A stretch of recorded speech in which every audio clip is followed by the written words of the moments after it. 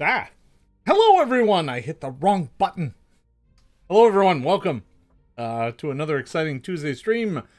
Hi there, I am Jason Bowman. I'm the director of game design and the creator of the Eventide setting, and today we're going to talk a little bit about kind of what happens between adventures. So Eventide is rolling along. I've got my playtest of the intro adventure is coming along nicely, a little slowly, but it's coming along. I just had a session last night. I had a good time with that. And we've kind of hit that point where the first big piece of the adventure is done. And we're kind of moving into the second piece of the adventure. But between the two, the players get a chance to do a little downtime stuff. So I want to chat a little bit about that and how I'm working that into the story. But before I get to that, I want to talk about a couple quick announcements. This coming weekend is PaizoCon. PaizoCon officially starts this Friday, runs Friday, Saturday, Sunday.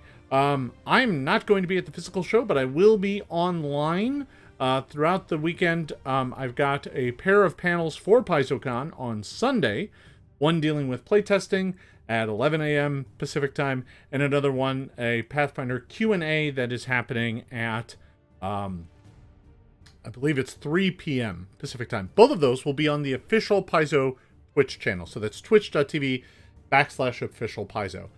I am also running another panel. This one is going to be on my Twitch channel. So it's going to be open and available to the entire public, talking about Eventide. And we're going to do that on Saturday, starting at 4 p.m. Pacific time on my Twitch channel. That is twitch.tv/Jason Bowman. So I am excited to do some of that this weekend. The panel that is going to happen on Saturday, honestly, mostly going to be stuff that you folk already know. You're already deep into it. But what I'd like to do is give folks who haven't had a chance to check out the campaign a sense of what it's all about. And honestly, you might learn a few things too that you may have missed. So I'm going to talk about what the campaign setting is all about, what content there is available for it, what the plans are for the future, and how folks can get involved. I'm hoping we can add some more folks to the Patreon, get a bit more funding, maybe make the art go a bit faster. I'm in negotiations to hire an editor and bring on another artist. So, more funding makes some of this stuff go a little faster because, frankly, it's all expensive. So that's going to be Saturday at 4. It's not technically part of the PaizoCon stream because it's on my own channel. But even if you miss it, I'm going to trim it up and put it out on my YouTube for folks to get a sense of the campaign. So that is coming this Saturday. I am also getting very close to having the first draft of the second part of the adventure complete. I'm hoping that once I'm done with that, I can get that out to all of you sometime in the next week or so. That's my current hope. We'll see how reality collides with it. I've got a couple challenges in there, but I do want to make sure that I keep feeding folks new and fun, engaging content every month. Speaking of which, I'm going to be getting up some material about businesses and stuff like that. Some of the stuff I'm going to be talking about here today is going to go up on the website later this week. So we're going to talk a little bit about it here, and then you will get access to it a little bit later on this week. I have to polish a couple pieces and finish off one or two things, and then I can go. But I'm already playing with it. That's one of the lovely parts about running a playtest game, is it does force me to keep going and keep making more content. I can't get complacent. And I can't just wing it. As a GM, I'm pretty good at winging it to the point where my players don't even know that I'm winging it. For those of you who may be familiar with a number of my live shows, you'd be shocked how many times the players did something I did not expect and I just winged the whole thing. Happened quite a few times. Even on some of the bigger streams like Knights of the Everflame. So anyway, let's get back to the topic du jour here for today. Today, what I want to talk about is kind of, this is called Wyrmbone Errands. It's kind of about, what do you do when the PCs take a pause in the middle of the action? How do you keep the pacing going? How do you keep the story going? How does that work in a world like Eventide? What's that mean? What's that like? In this adventure, in the intro adventure, there is a natural breakpoint that's designed very intentionally to be the point where the players pull back, go back to town, take it easy, lick their wounds, heal up, replenish their abilities, maybe pick up a couple additional alchemical items, some things to help them make the final push through the last bit of this. So it's intentionally designed because the number of encounters in the first floor, this would be the adventure that you already have, are engineered to be something the players can do in one day. I honestly think that most groups should be able to do all of it within one day, especially if they make judicious use of the medicine skill. They should be able to get kind of everything accomplished and be kind of exhausted by the end of the day. They may have a couple things left in the tank, but not enough that they should feel confident about pushing forward. Now, I've also decided that I'm going to make an adjustment to the adventure that you already have. In fact, I've got a list of them. But one of them is I'm adding a time limit to the player's exploration. They have to be out by nightfall, so they only have like 8 or 9 hours, which gives them enough time to kind of spend an hour on each room. They don't know that going in. But they have enough time to kind of spend an hour on each room to make medicine checks in every chamber. But by the end of that, they need to pull out and go get some rest. Because the town guard want to be able to seal the place up. So that's kind of the setup. The setup is they got to kind of come out, rest, and prepare themselves for the next adventure. Now, the inclination might be, and I don't blame any GM for doing this. God knows I've done it plenty of times. Is to jump kind of forward in time as quickly as possible and get straight back to the main story. But honestly, taking a break, getting some rest, selling some stuff, interacting with some NPCs, that is part of the main story, right? The main story isn't just the combats they fight and the rooms they encounter. The main story is their story. It's the story about how they went back to town and got some rest, and how they talked to some shopkeepers, and how they interacted with some NPCs. And there's lots of things you can add to this to give depth and give character and give the players a chance to kind of explore who they are, what they're doing. Right? So, these little pauses are a moment of calm. They're a baseline. And any sort of story needs a good baseline so that the things that deviate from the baseline make sense. It's the reason why, if you're in I find it funny when you go to a convention like Dragon Con where everyone's in cosplay, and I do mean almost everyone. Being not in cosplay makes you stand out.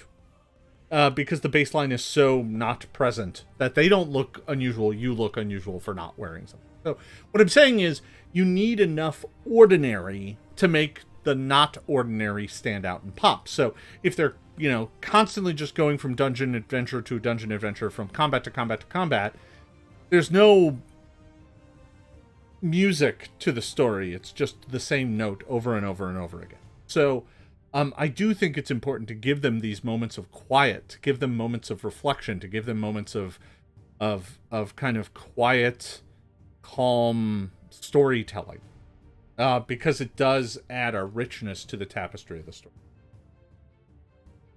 And you might take that as like, well, isn't that going to be boring? And it doesn't have to be. And I'll kind of go over a bunch of ways that you can make it not.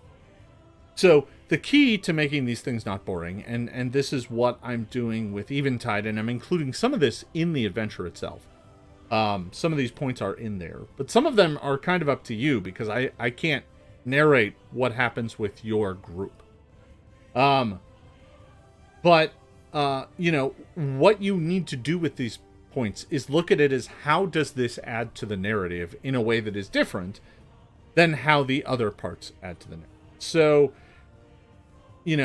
these can make the entire story feel more natural, more normal, and kind of really allow you to kind of explore the characters and aspects of them that are not just how they swing a weapon or cast a spell.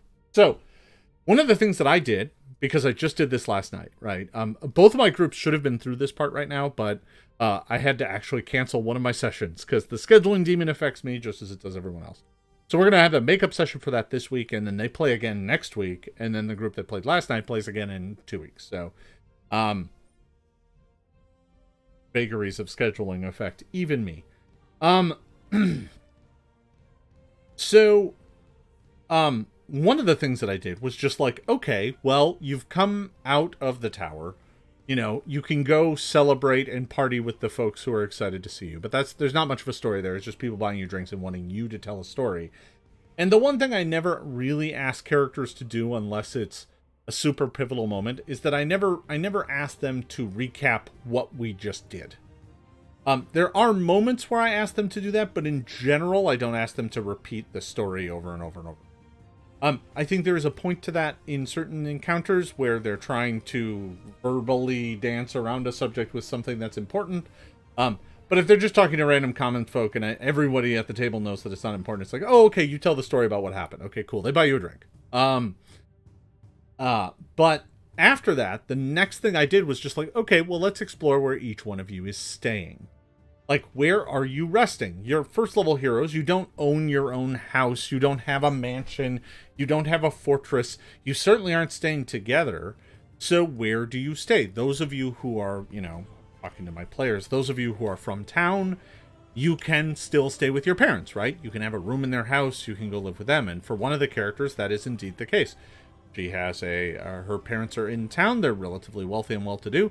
And she was even at one point like, well, maybe I could invite everyone home. And I was like, well, your parents probably wouldn't approve of that, right? You know, they're nobles and adventurers are a bunch of riffraff. So maybe not bringing them home. So, mainly because I wanted everyone else to give me an answer that wasn't just, yeah, we go crash it at her place. So it was really interesting because the players kind of went in different directions. One player their background was that they were, they traveled a lot with a merchant that traveled up and down the Ruby Road from Varnathus to Tusktown.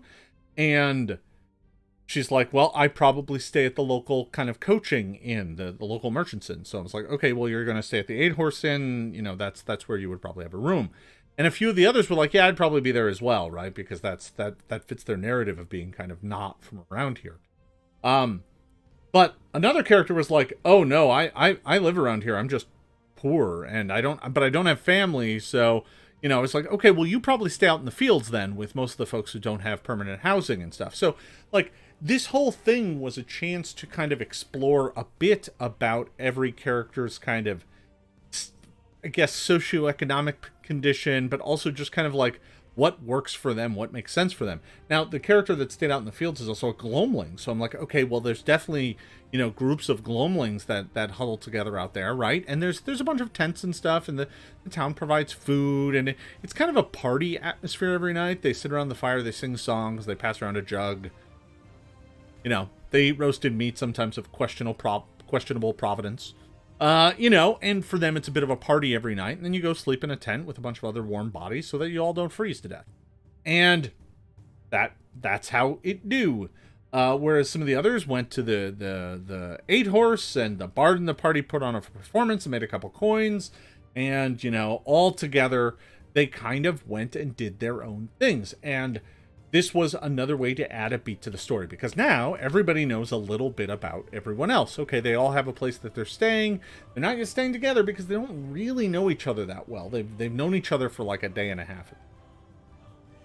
And, you know, they're not quite ready to be like, well, let's find a place to stay together. And in fact, I'm probably going to make that a point of an upcoming shorter adventure. Once we get done with Wolfran's Fate, the next thing I may do is include a short story where a short adventure where part of the reward is a fixer-upper kind of base for the players to move into.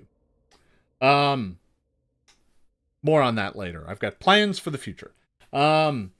So, you know, beyond that, what else do you do? Okay, well, now we've learned a bit about where they stay. Now, what other things are they obviously going to want to do? The most obvious thing is they're going to want to visit shops, right? You know, they've got a whole bunch of things that they've sold, that the town bought. They've got a whole bunch of stuff that they, just have and maybe need to identify still, or maybe want to sell through a different means. And they frankly probably have some stuff they want to buy. Now, I had done some homework on this in advance. I've been fleshing out the lists of what some of the shops actually have available, what some of their prices are, what some of their services are. A lot of this stuff is summed up from the core rulebook and other sources, right? They're not charging above or below market price, with a few exceptions. But what I am doing is making it so it's a one-stop, easy reference for you, the GM, to present to the players, right? Oh, well, what do they have? Well, they don't have everything, right? I don't want to treat this like a shopping, trip. It's, too much. What I prefer to do is, like, for Varel Sleep, there is a specific list. This is what Varel has in stock right now. Here is the list of what you can get at Ingot. And there's a couple interesting things on there, and there's some notes about what might happen in the future and stuff like that, but right at the moment, that's what's available. And I'm going to be adding all of this to the GM's library on MinotaurGames.com. So that's where all this material is going to go. I'm going to add it up there with some of the Secret Society stuff and some of the other stuff about Wyrmbone here within the next few days. Because I got a little bit of a lull as they're still chewing through this story, and I'm still writing the end of it. That gives me enough time that I should be able to kind of get some of this. But going to visit shops, turning them into fully fleshed out places, you can, again, the inclination might be, you know what, I'm just going to let my players, go buy some stuff, whatever you buy from the core, that's fine. Yeah, you get it from a local shop, right? A lot of hand wavium. I prefer my places, especially places that I want to have a feeling and a texture to them, to be more fleshed out than that. So, in this case, some of these major shops are going to have the list of goods and services they have available. Now, you as GM, you're not locked into any of this, obviously. You can change it. You can add stuff, take away stuff, whatever. But it does give you a good baseline and a place for the players to kind of start from. This is what they can expect to find. This is how they can move forward. So, and it also gives them a chance to meet these shopkeeps and start generating their characters. So last night, right, the players went to Varel Sleep to buy some alchemical stuff because, I made it clear, it was like potion shops aren't really a thing, but alchemy is a big thing in Eventide, right? You can find alchemy in a lot of places. The places that sell magic items and potions, those are rare. Like Varnathus is going to probably be the first place the players go to that has a honest to goodness magic shop. Whereas Wyrmbone has some retailers that have odds and ends that are magic. They don't have just kind of come buy whatever you want. But Varnathus does. Varnathus is found. And one that specifically focuses on magic. So for them, going to Varel Sleep was the first stop. So this is the first time they got to meet Varel, right? Who, well, they didn't really get to meet him. He's asleep, right? Because Varel is always asleep. That's the alchemist's shtick. He is always asleep at his desk. You come, you pay the money, you put the coins in the cup, and you leave. That's how it works. And, so they got to meet this weird, quirky, always asleep alchemist. And they bought some stuff and were about to head on their way. But this is where I get to my next point, which is adding opportunities for the players to get into some role-playing situation.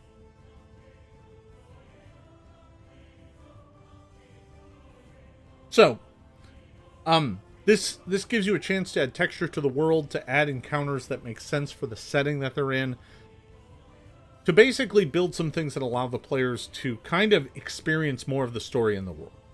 So, while they were in Varel Sleep, an entire group of lumberjacks came in. And this is pulled directly from the kind of interlude section in the Dark Laboratory Adventure.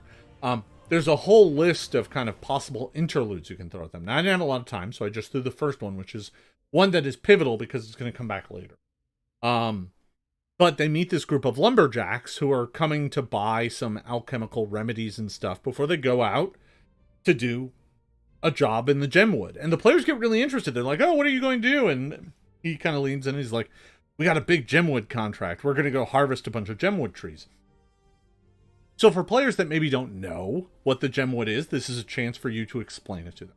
For those that do know, this is a way for them to kind of be like, oh, that's really cool, right? And understand that this is something meaningful and important, and it adds to the story of the world. Now they get a chance to interact with the leader of the lumberjacks, whose name is eluding me right at the moment.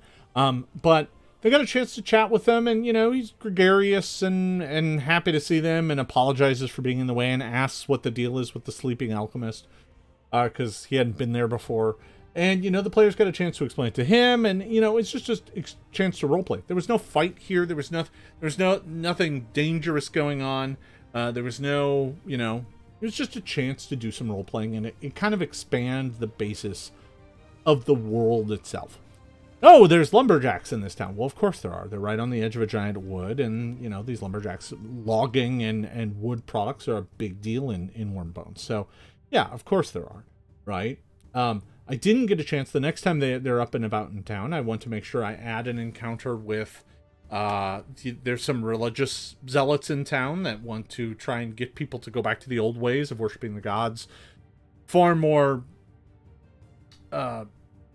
frequently, with much more rigor and zeal than people currently do. They blame all of the troubles of the world on the fact that folks are not as pious as they used to be. So there's an encounter with them where they're blocking an intersection and giving a sermon and being kind of a nuisance. Again, not a fight. The players shouldn't end up drawing swords over this, but they might make some checks to disperse them and things like that. The thing with the lumberjacks really wasn't, we didn't even have much in the way of checks. One character kind of eyed him up to see if he might be able to steal from them. I'm sure you can guess who that might be. But, it was just a chance to roleplay. And I think that's another thing you can do when you're kind of building these middle narrative pieces. A lot of time, dungeon exploration, combat encounters, things like that, there's not a lot of room for role-playing. It's the players versus a bunch of bad guys. The bad guys, generally, the amount of role-playing that they do is screaming, "Die!" and then charging across the battlefield. There's not a lot there for the players to work with. This is a good chance to just kind of pepper in some little moments where the players can kind of interact with other characters. That said, you can also add a fight, right? You can add another unexpected encounter in the middle of town. I didn't do this last night, but you certainly can, right? A lone thief decides to attempt to pickpocket one of the party members. A monster comes crawling up out of the sewers that shouldn't be there. A, spell goes wrong and summons a horrible thing that the players have to deal with. There's a bunch of different ways. The bar fight is ubiquitous. The whole bunch of ways that you can add just probably a low threat, nothing too dangerous. But, something to give the players a chance to kind of flex their muscle and just remind them that even though they're in a town or away from the adventure, they're not necessarily safe. That doesn't mean they should walk around with weapons out whenever they're in town. They shouldn't be expecting a fight. Which is why it's usually best to make sure that these sorts of fights are not severe, right, encounters. They should be moderate at most, perhaps even low, in terms of the kind of Pathfinder difficulty scale. Because, frankly, the PCs are going to spend most of their first round just getting out weapons and stuff and getting ready for the fight. Which means they're at a bit of a disadvantage. The monster's going to get a jump on them. So, that's quite an edge, and if you make it a particularly hard fight, it can go bad real. So,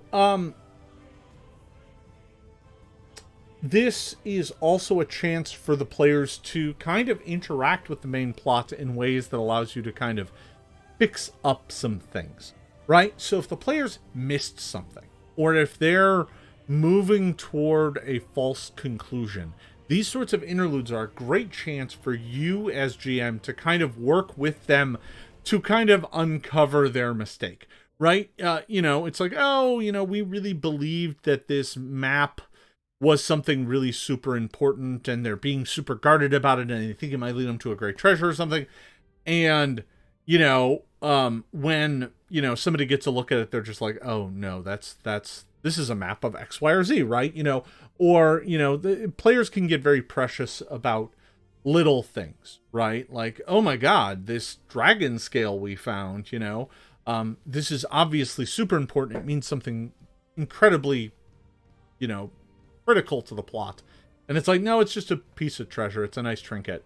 They got disabused of that notion last night, in fact, that, one of the groups had found this dragon scale and they just got a bunch of money for it because it's valuable. But not that it's some key point of the plot that they missed. Because I think players very easily start to think that the things that they missed are really critical and important. That's usually not the case. But, again, these moments are also a good time to bring up things that they did miss and set them on the right path. Both of my groups have a kind of notion that, the second floor, they're going to have to compete with the other groups again, and they kind of are both jealously kind of guarding knowledge of the existence of the second floor. And honestly, the interlude is there to kind of disabuse them of that, because Havanok, the lieutenant who talks to them, is like, well, you found it, so you can go explore it. That's fine, right?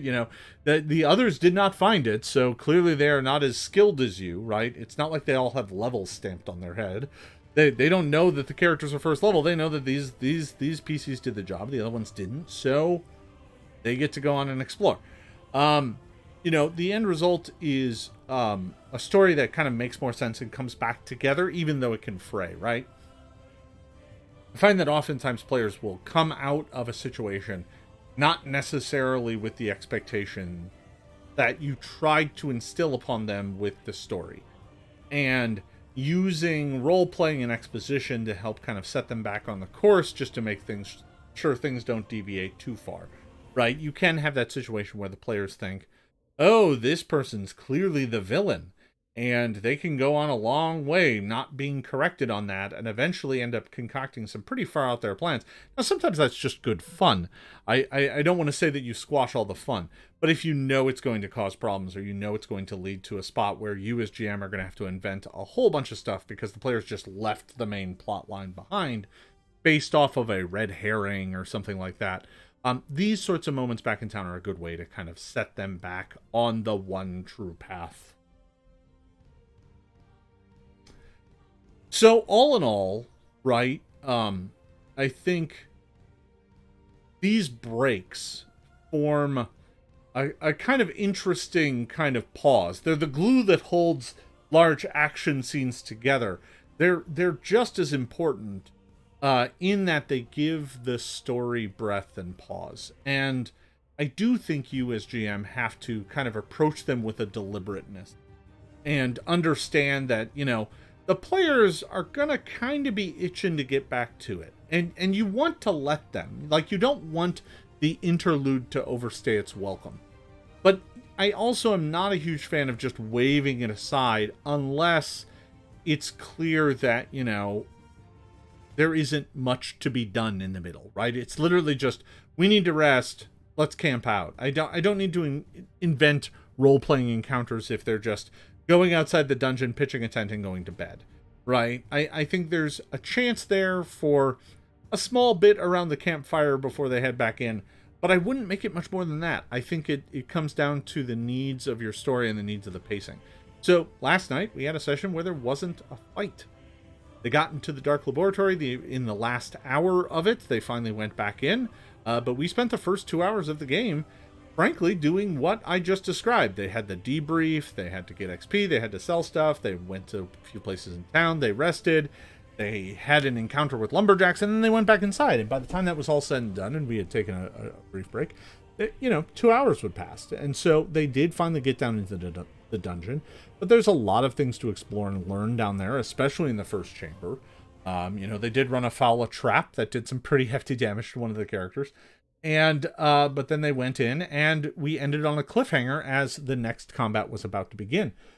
But frankly, that's where we're at. And, the session after that will probably be a couple of fights and some more exploration, and then that'll be over, and then there'll be even more after that. So, I think, understanding kind of the general pacing and flow is something that, especially for this adventure, is something that I'm focusing on quite a bit.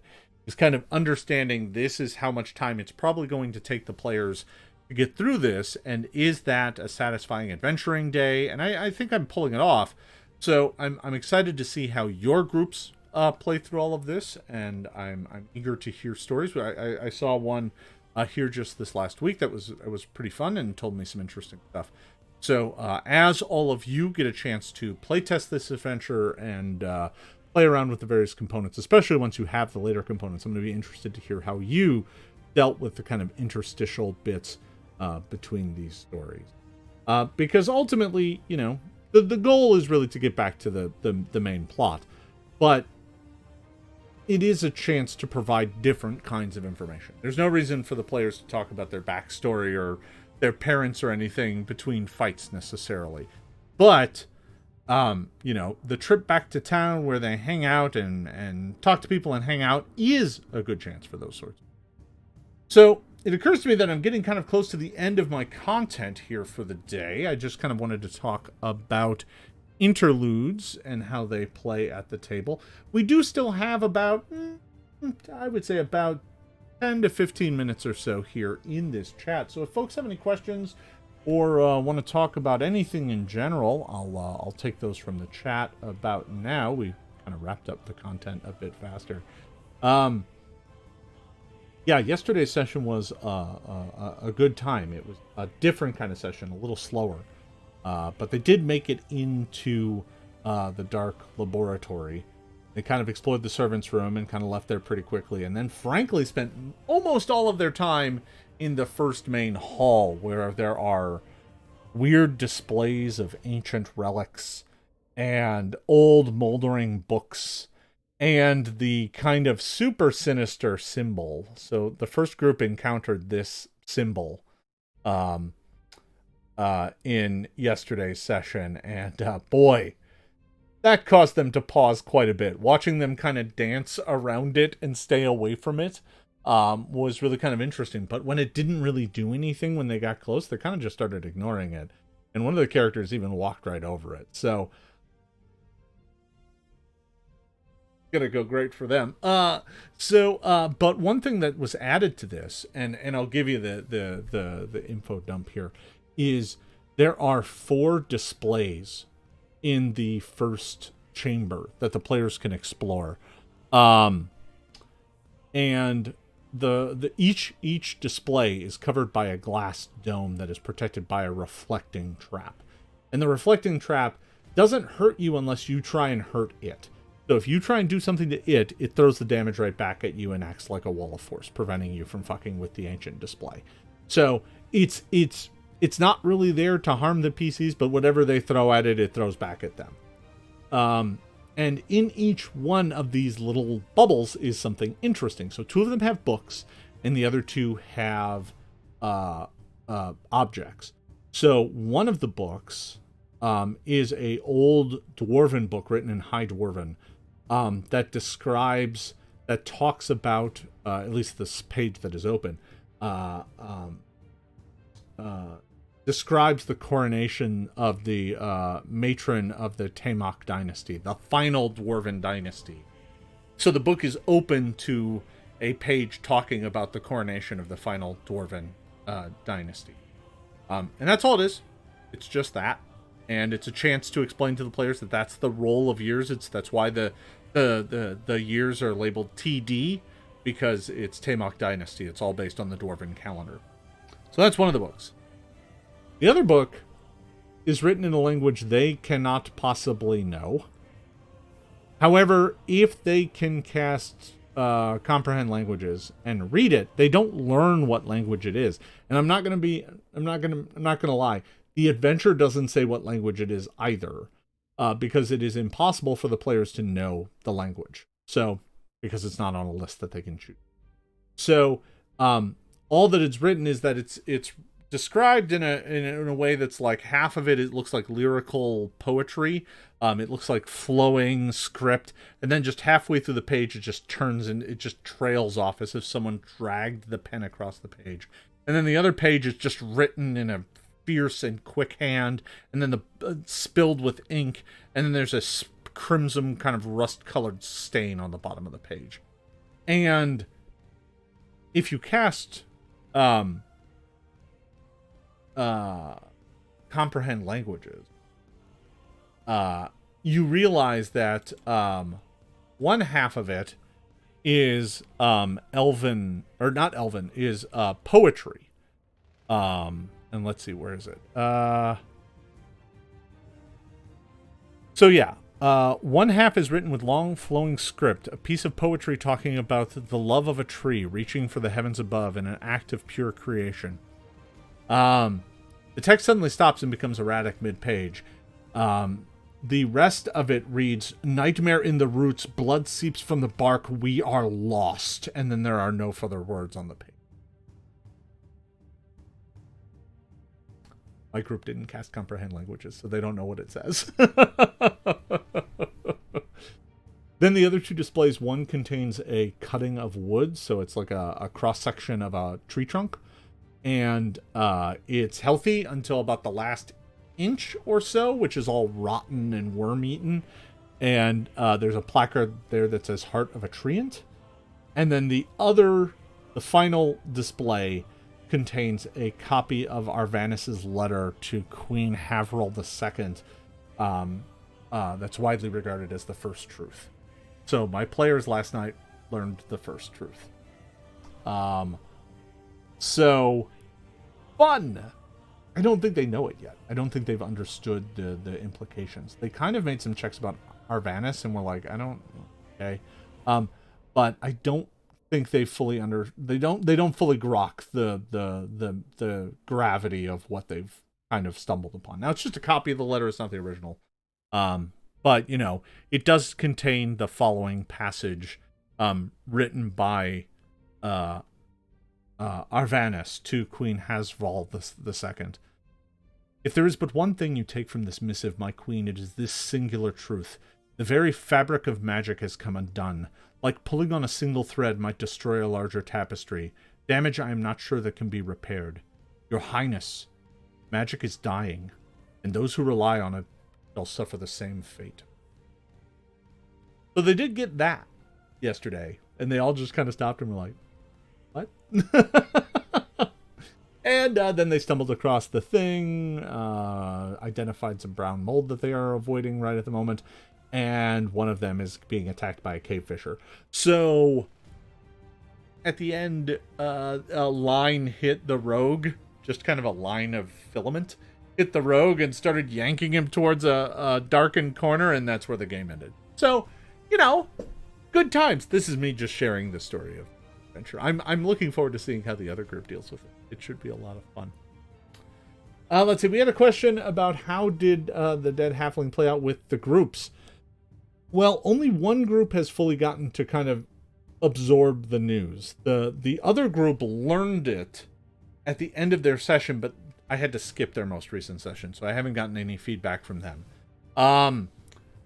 But the group I ran last night got the news and got to respond to it, and they were like, what? What happened to him? And they didn't really learn anything else about it. They weren't invited into the investigation. It's not like it's a murder mystery that they get pulled into. They get questioned about it, but they don't actually learn anything about it, other than the fact that the halfling was found face down in an alley with a dagger in his back. So, not as good for the halfling, for poor Nimblebrow. He's dead. But they were kind of shocked about it, because the way that I had Havanok ask about it was more like, so why don't you tell me about this halfling you met? And just kind of describe the scene without telling them that the halfling was dead. And by the end, they're like, is he okay? And they're like, no. So it didn't exactly, yeah, I don't know that there was much to it other than the reveal that he was dead. So was there any player in my group who's doing crafting? Not yet. No, I don't have any players that are doing crafting really as a focus just yet. I do have some characters that are trying to earn money with performance and things like that, because they got bards. You know, the moment you got bards, you know, they're gonna try and make money. So I do have some bards trying to make some coin. And as far as they're concerned, I'm basically going to let them put on performance and make the checks to put on a performance. I think there is a bit in there about setting up a job and things like that. I don't actually think that's, in my games, I don't really play with that when it's something that is a performance or something. But I also recognize that the performance is a one-night thing, and the crowd on a Monday, Tuesday, Wednesday, Thursday night is very small, and the level of the task would be lower, which means you'd earn much less money. And then on the weekends, it's much bigger, where you might be facing competition from other performers, and right. So, you know, I'm more of a, I add verisimilitude to it, other than just saying, well, you have to set up the job, and then that takes a few days and things like that. I'm just like, yeah, if you want to go perform, go perform. I think that'll work out just fine. As far as long term, you know, I do think long term I am going to give the players a chance to do downtime activities, especially once they have their own base. And the way that I will probably do that is I will probably create a little mini game that I will release with the base specs that are like, here are the ways you can upgrade it. You know, oh, you want to add an alchemy lab to it.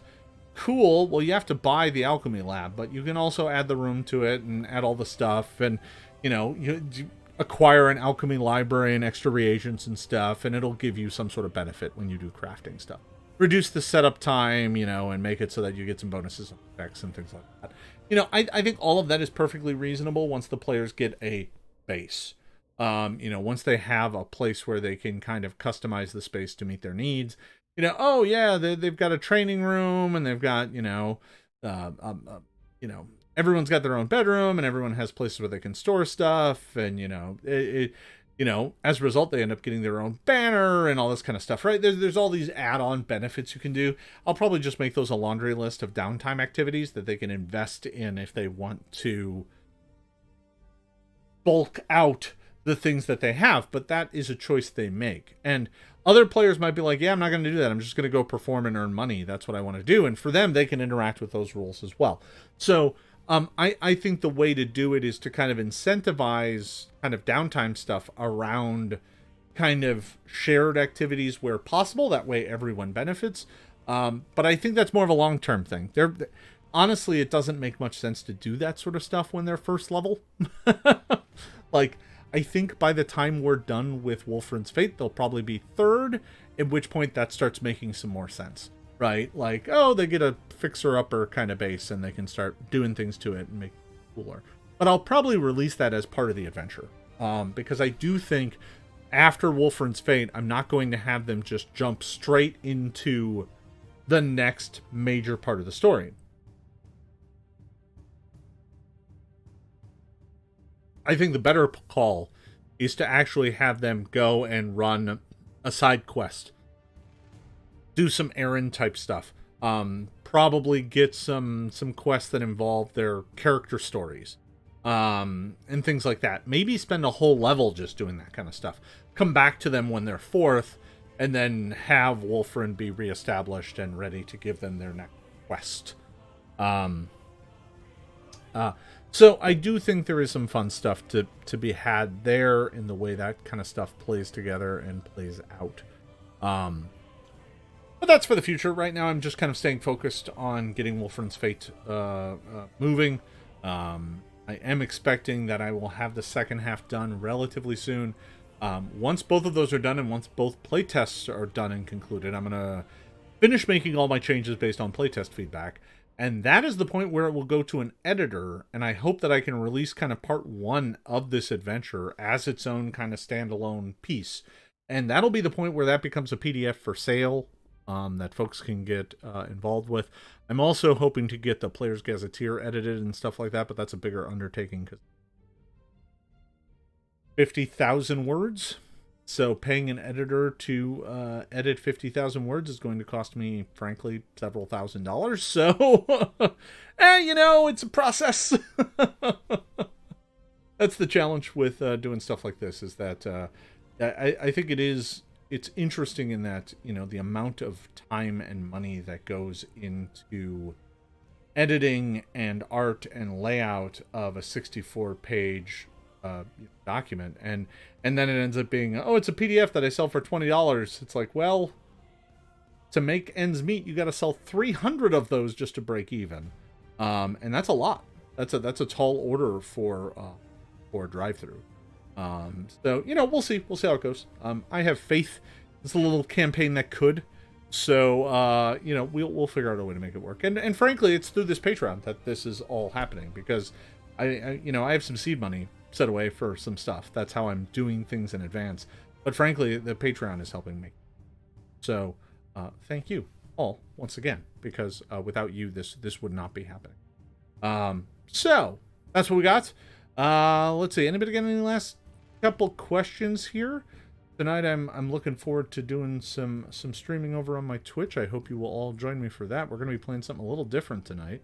I got access to a beta of Marvel Snap, so we're going to play some of that tonight. Because I figured out how to mirror my phone onto my desktop. So we're going to try that. Could be fun. I don't know. We'll see.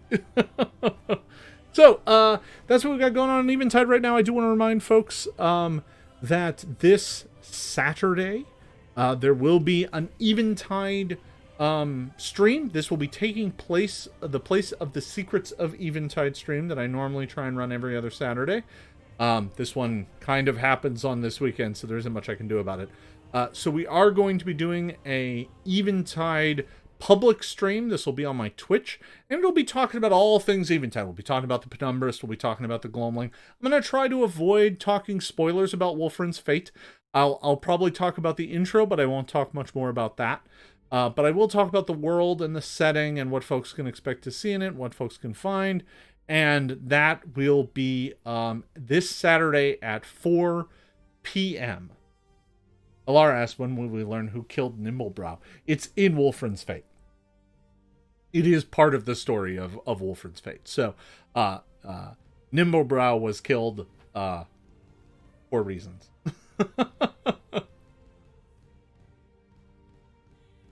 But yeah, you'll learn that. It'll be, I think you'll probably learn it in part. I'm gonna say it's probably part 3 of the. Won't be. I don't think it'll be part 2. We'll see. I still have some things to do in terms of the overall plotting of this. I know the general shape of it, but there's still some things that are shuffling around a little. It'll be part 2 or part 3 where Nimblebrow's unfortunate demise will be revealed. Because whoever killed Nimblebrow isn't done just yet. Poor halfling. He's so excited. One of the first NPCs the players actually get to meet, and he gets offed. It's become a pattern with me. I kill a lot of NPCs early on. It's like, do you care about this character? Good, they're dead. It's not the first time, and it won't be the last.